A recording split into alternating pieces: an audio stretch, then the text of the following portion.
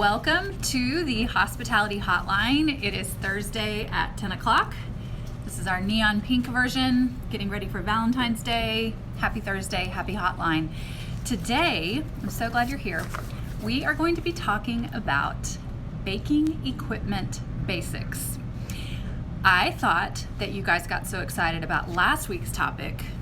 I have never had more responses than to this topic, and so I'm so excited to talk with you and answer all your questions about baking equipment basics. I feel like I was born to answer these questions, so this is going to be fun. I also have a ton of props lined up here that I'm going to parade through, and Emily's going to help me rotate them. It's going to be fantastic, kind of like a show and share. And I've divided all these questions. There were basically 4 categories, and we're going to go through those 4 categories. And then I want to let you know next week's topic so you can start thinking. We are going to be talking about the hospitality related to potlucks, or the kind of situation where everyone is contributing to the meal. Potlucks is kind of a southern vernacular for that. Maybe you call it something else, whatever. Okay, so let's get started. Today I want to let you know, in the body of the blog post in which this video will be archived on my website, katherinesasser.com, I am going to link to a lot of resources that I will mention here. So if you hear me say you can find this here or whatever, I'm going to link to all that in the body of the blog post. I also want to set some ground rules for this. We are talking about basics. We are talking about home kitchenware. We are not talking about professional, next level, Pinteresty kind of like superlative type things. I am basically answering the question, what do I absolutely need in order to bake in my home kitchen as a beginner or someone who maybe does this from time to time? If you want to go deeper, raise your hand, email me. I can talk all day long on this, but we're kind of going to answer the question, what do I really need? I think that most baking in home kitchens falls into the category of chocolate chip cookies, a brownie or another bar, a quick bread or muffin, and maybe from time to time a cake. Maybe. I don't think most people make pie in their home kitchen. I don't think most people make yeasted breads in their home kitchen. I think where we live when it comes to baking at home are the cookies, the bars, the muffin, quick bread, banana bread, or blueberry muffins, and maybe from time to time, if you're ambitious, maybe a cake. So that's kind of the context for what we're going to talk about today. And given that context, let's dive in. So the first category of questions that I got were all about the beloved KitchenAid mixer. Is it necessary? What do I do if I don't have one? What are all the attachments for?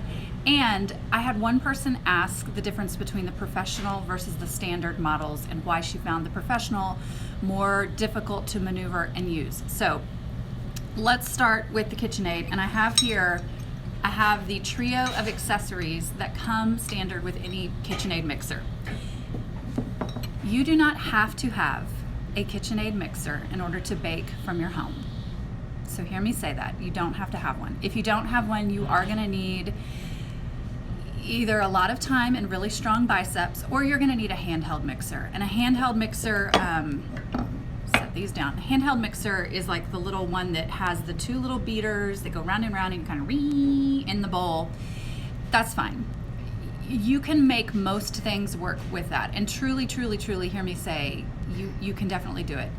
The KitchenAid mixer, far and away, is going to produce a much better version of whatever it is you're baking, because it will cream the butter and sugar, which is the base for most cakes and most cookies, some muffins, but not most of them, and very few bars. But if your recipe starts with the instructions, cream together the butter and sugar, there's just no substitute for a KitchenAid stand mixer. So on the one hand, you do not have to have it, and I would rather you just go for it with what you have than not bake at all. But it is a helpful tool. I have had my KitchenAid mixer. I got it when I got married. I've had it 20 years. I started Hurley House with it. It's still going strong. I've never had it serviced. I probably should. And it is the old one, the old standard where the head like maneuvers up and the bowl is here. That's what I have. This is the paddle attachment. This is what you use for creaming together butter and sugar. This is one that you're going to use 85 to 90% of the time.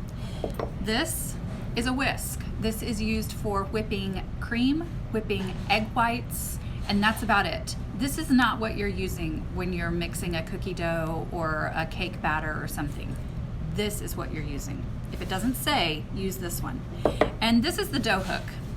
This is used if you decide to make like pizza dough, or if you make bread from scratch, all those yeasted breads. I never use this. I never use this. I sometimes use this. I make whipped cream from scratch. This is helpful for that. But this is the one. This is the one we use all the time. And so paddle attachment is what you use if you're creaming butter and sugar. Now, to the friend that asked about the professional model versus the standard model. Okay, so the standard KitchenAid, the whole thing, the arm like comes up and the bowl is here and you can access the bowl. On the professional grade one, the bowl moves up and down, and I agree, they are hard to use. We have those here. We have 2 of the professional grade KitchenAid mixers here at Hurley House. It's what we use. I don't like them. I think it's hard to like get in there. I think it's tricky to maneuver. I like the one that swings up. Granted, it's what I've used for 2 decades, but it's just harder.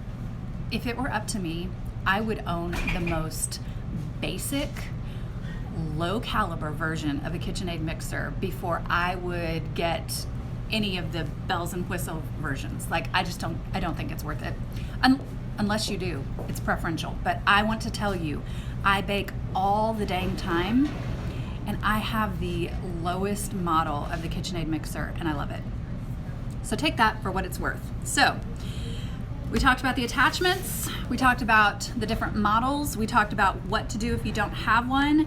The next category of questions that came through were all about sheet trays. All the questions about sheet trays.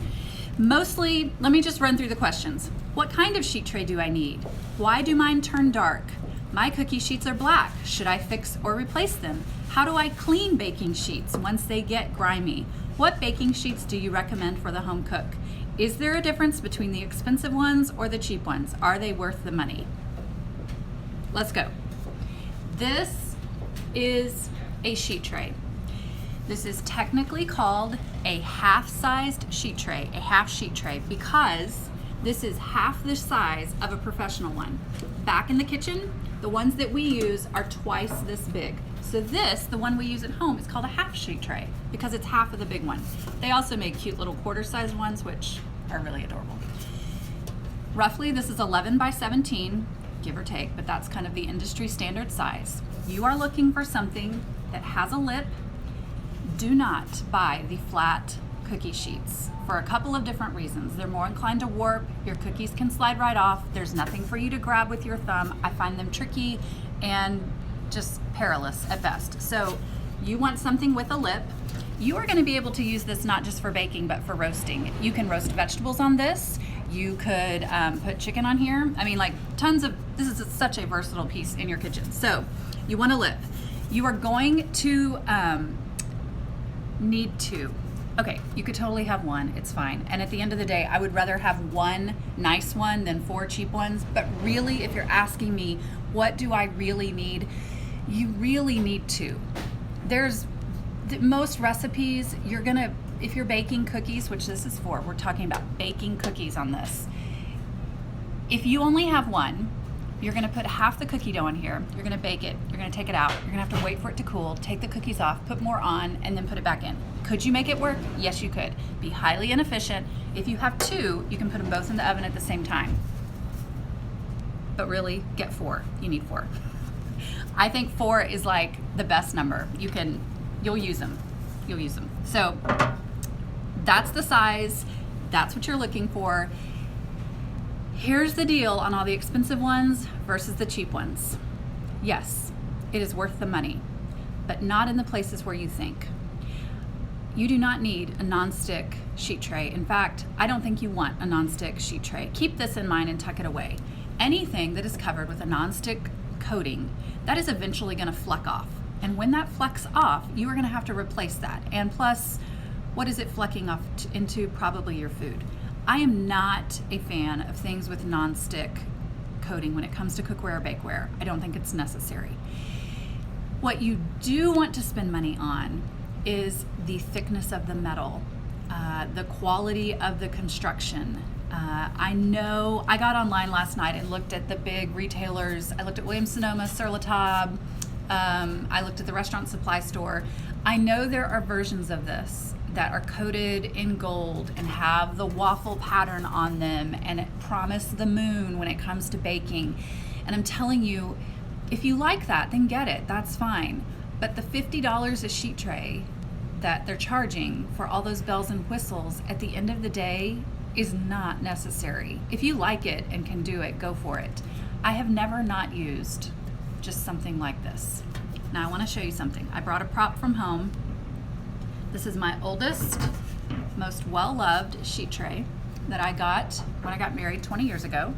I think it was originally from Williams-Sonoma. It is the same as this one as far as size, construction, features. This one came from a retail establishment. This other one came from the restaurant supply store. They are essentially the same pan.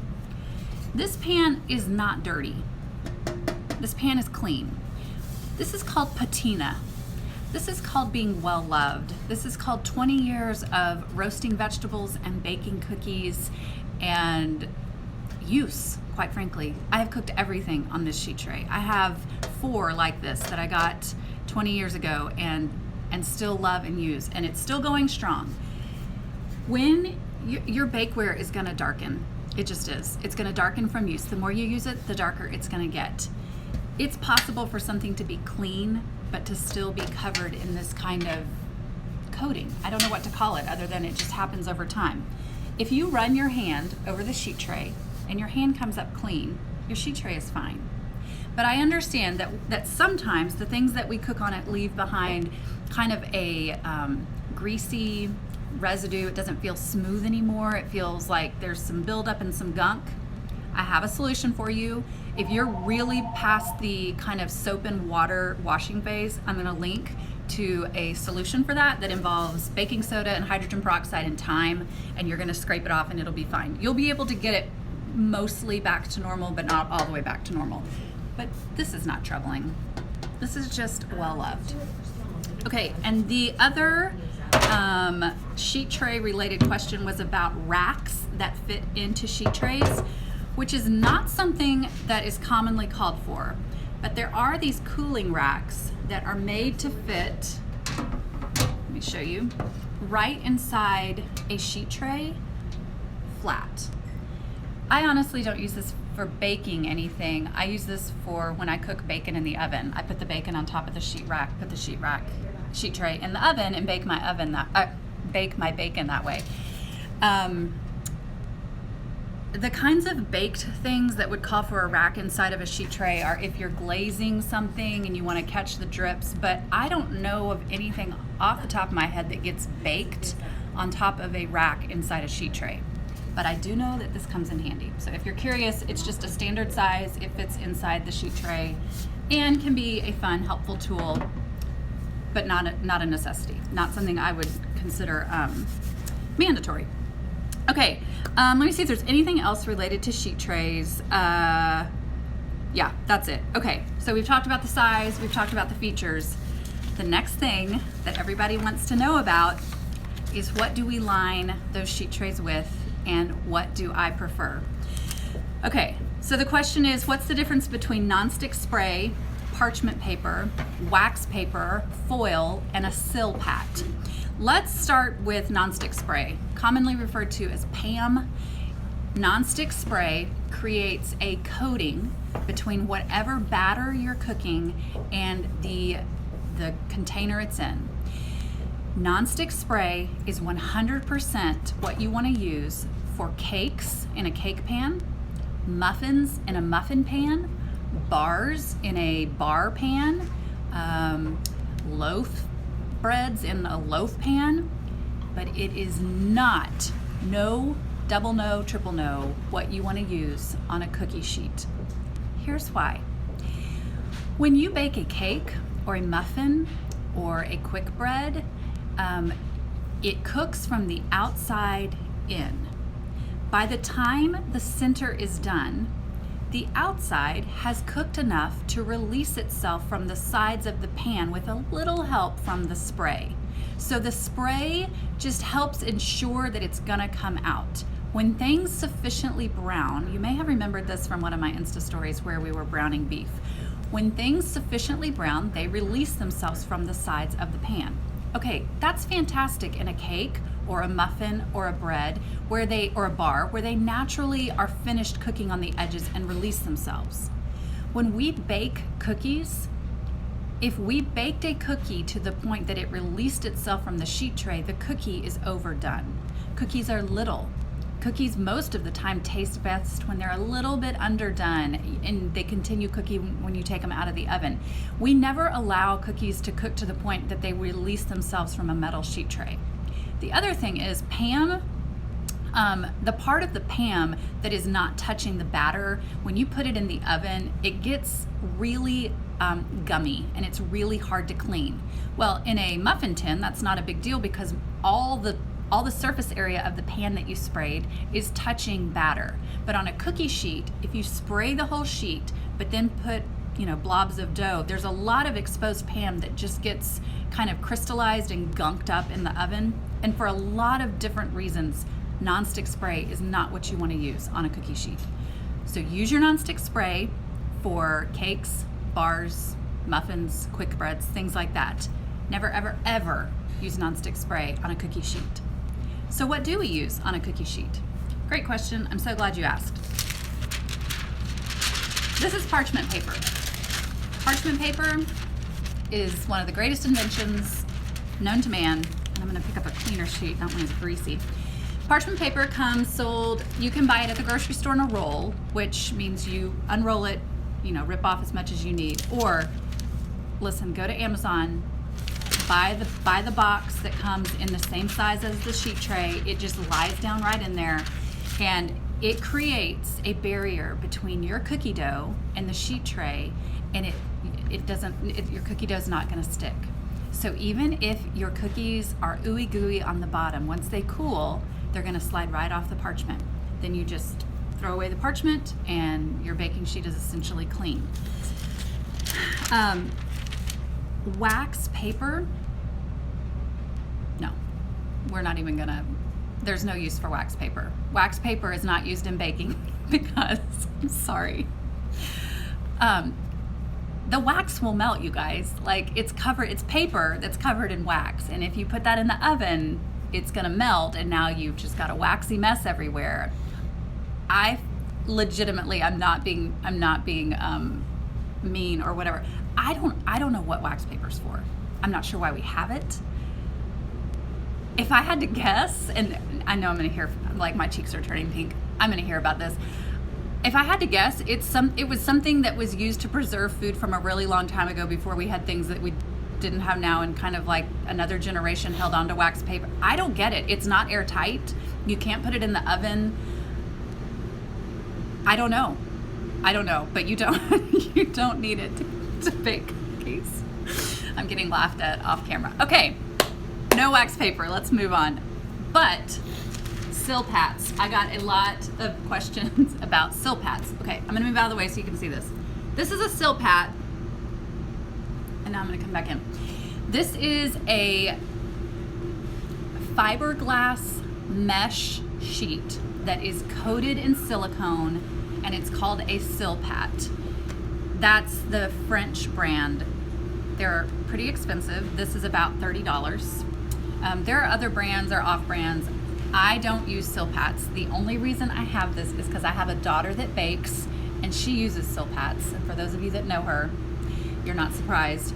I questioned her about the Silpats, which may seem ridiculous to question a child about the use, but she bakes almost as much as I do and had some really great insight. And she said she likes the Silpat in that things just come right off of it. And she has never, I asked her specifically if she had ever seen a difference in the way things brown on top of the Silpat, and she said she had not.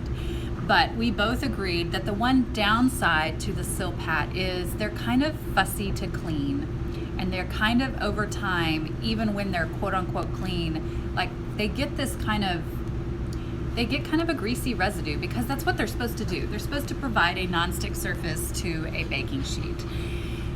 One person might love the idea of parchment paper that you just use and toss and never think about again, and someone else might find that abhorrent and want to invest in Silpats.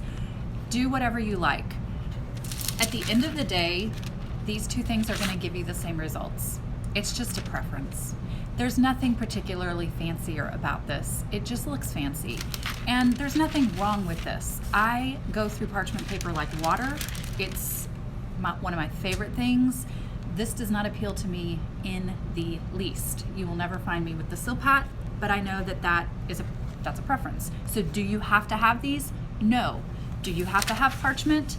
No, but if you don't, your cookies are gonna stick. So this would be the thing. If you buy one thing, I would say buy the parchment. If you're interested in Silpat, you're gonna need one for every sheet tray, and then just know that they're a little fussy to clean.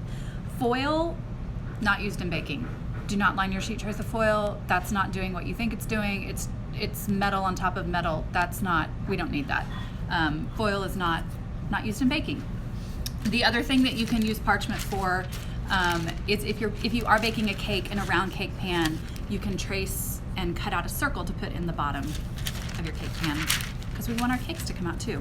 If you bake a lot of cakes, you can purchase parchment already cut into the size of the pan. That's kind of a extra thing. Okay, let's see if there's anything else. Someone was concerned about waste in baking when it comes to all the plastic and parchment and paper. And my response to that is, it's totally a preference. Whatever you feel comfortable with is up to you. But I will challenge that with this.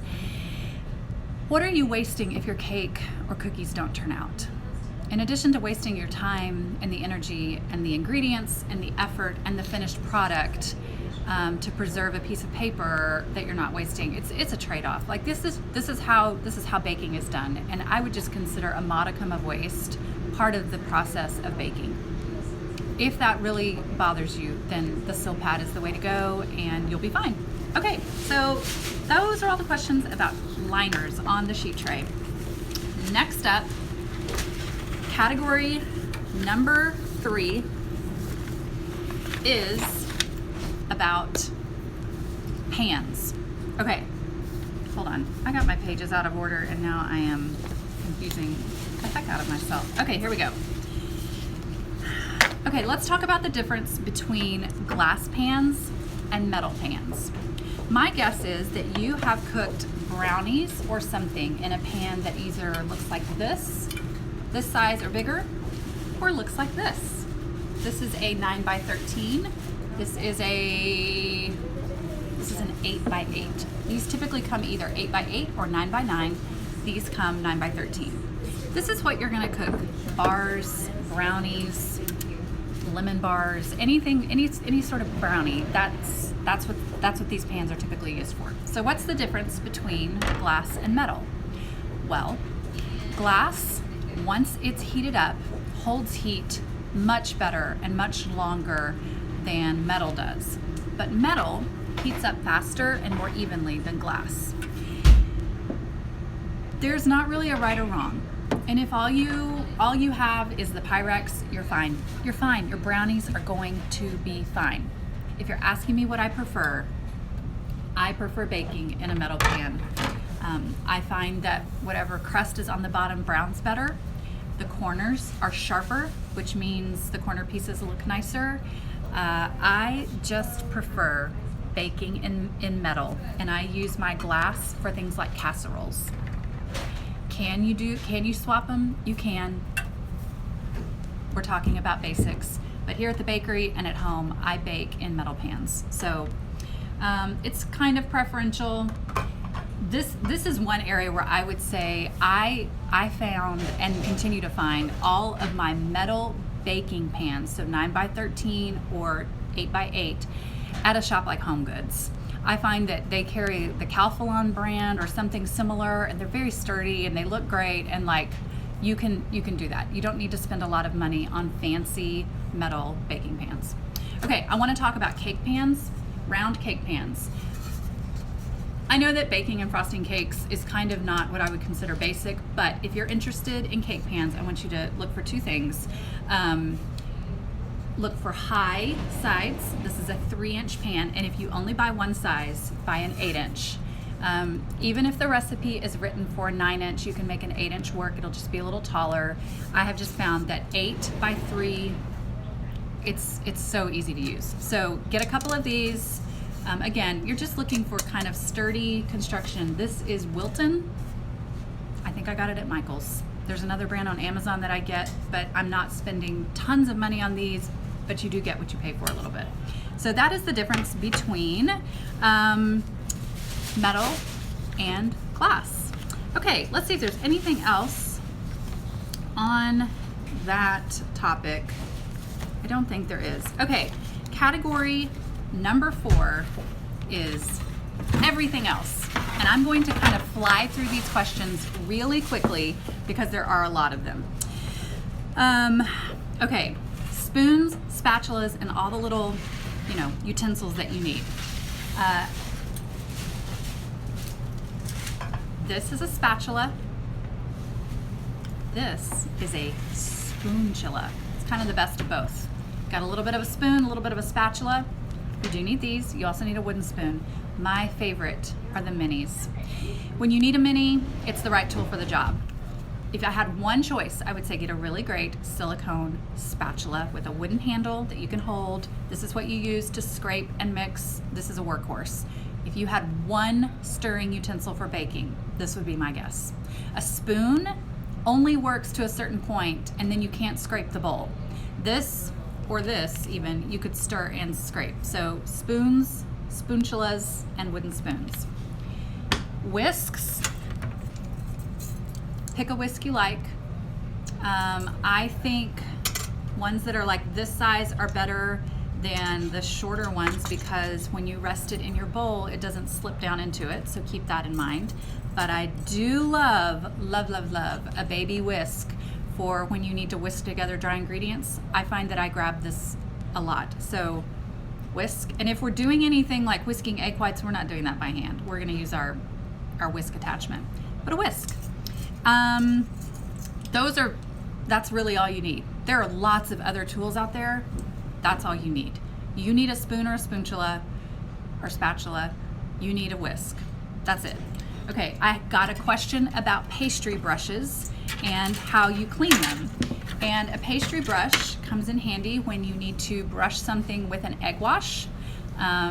They usually look like this. However, I have this one that's silicone, and when it comes to cleaning, this guy is much easier. Basically, you clean a pastry brush with soap and water, and the most important thing is to make sure that you rinse all of the soap out of the pastry brush. This one has some like air between it, and it's easier to know that that this guy is clean. Also, over time, these tend to fall out, and now you've got bristles in your baked goods, and that's not appealing. So that's how you clean a pastry brush. Okay, what is the difference between wet measuring cups and dry measuring cups, and does it even matter? Yes, it matters. Okay, these are liquid measuring cups. Liquid measuring cups, or any version like this, whatever brand you like, but liquid measuring cups, you pour the liquid in and you get your eyes on the same level as the measuring cup to see when you've got a cup of milk or 2 cups of oil or whatever the case may be. These are also really great for cracking eggs into, beating, and then adding to whatever you're doing. These are not used for measuring dry ingredients.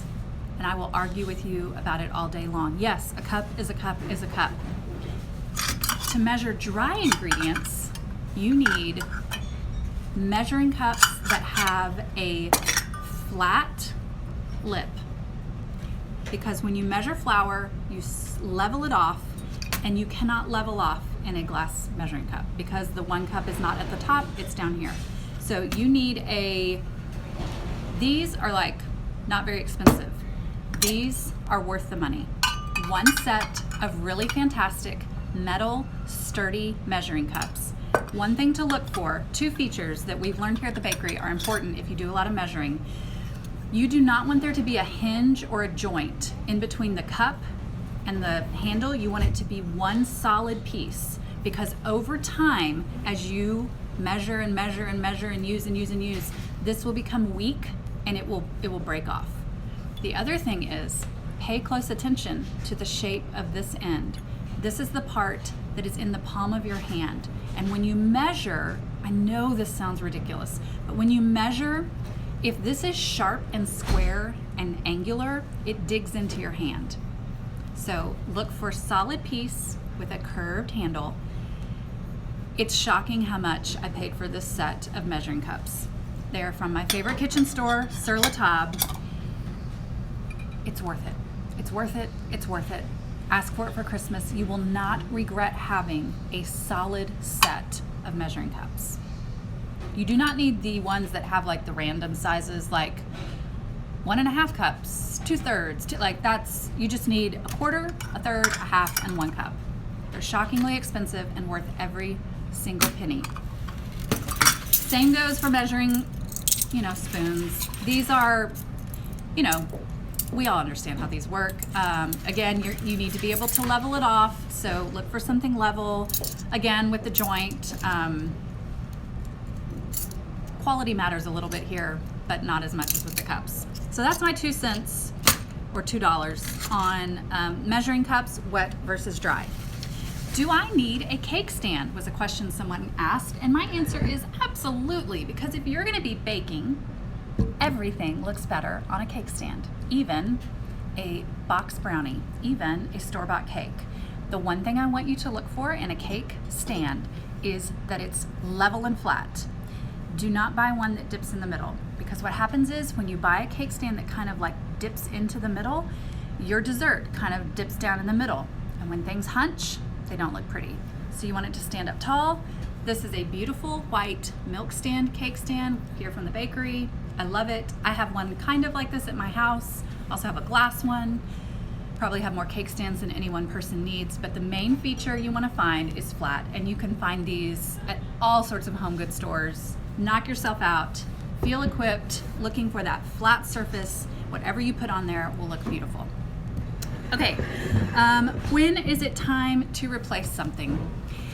It's time to replace something when it no longer serves the function that you want it to serve. I showed you that sheet tray from 20 years ago. It doesn't look as pretty as it did when it came out of the box, but it's still serving the function, so I haven't replaced it. I broke a wooden spoon. It's time to replace the wooden spoon. It is surprising to me the lifespan that most of my baking tools have had, and you can imagine how much I use these things. Like, I'm not a casual baker. I ran a bakery out of my home for 3 years, and I'm still using this stuff. So when I say to you that it is worth the investment on dry measuring cups, but it's really not on this other thing, like, I speak from experience, and I'm telling you there are certain things that are worth it and certain things that are not. So the money that you spend on certain items will pay off by lasting for as long as you want it to. So it's time to replace it when it no longer serves its purpose. Tools that I use to frost a cake. I don't think frosting a cake is basic. I think frosting a cake is really, really difficult. It took me a lot of years of some not very beautiful cakes before I got good at it. But if you're interested, the 2 tools that you're gonna need some size of offset spatula, probably this size. This is just kind of standard. If you're doing little cakes, you might want a little guy.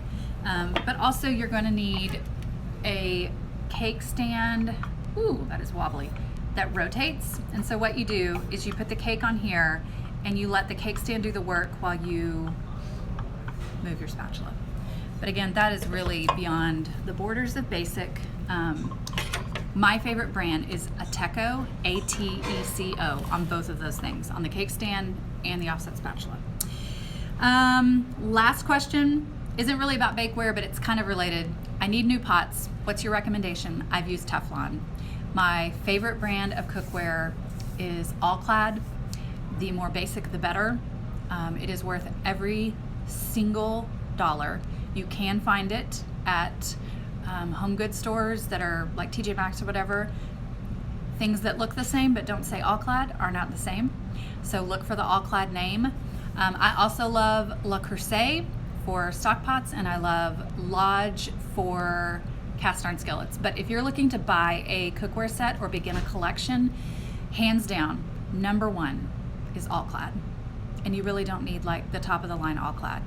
I think the brand that I used, or the model, the basic model, they don't even make that anymore, but now just look for their lowest, most basic version. It's great. You will not regret it. It's the best cookware that I have encountered. And that concludes all of our questions about baking and bakeware essentials. Now, I want to let you know two things. Next week, our topic is potluck, so be thinking of that. And also, this whole month on my stories, we are going to be cooking along, learning how to make brownies. And the way we're going to do that, I have a blog post that I'll be publishing just as soon as my people no longer have the flu and I can catch up. But I have a blog post in which I'm going to share my version of brownies, my recipe, and 3 other ways to make brownies that you can do. And each week I'm going to be cooking a different one, and you will be surprised. One of them is from a box, one of them is off the charts excessive. My version is what I would just call very weekday version of brownies. Like, I want brownies, you can make them without having to do much. And then I'm going to show you my favorite way to serve brownies. So that's what we're doing here all month, is we're going to learn how to cook brownies together. So I hope you'll join along. Look for that coming soon. If you have any other questions about bakeware equipment, I'd love to hear them, and I'll look forward to answering your questions about potlucks next week.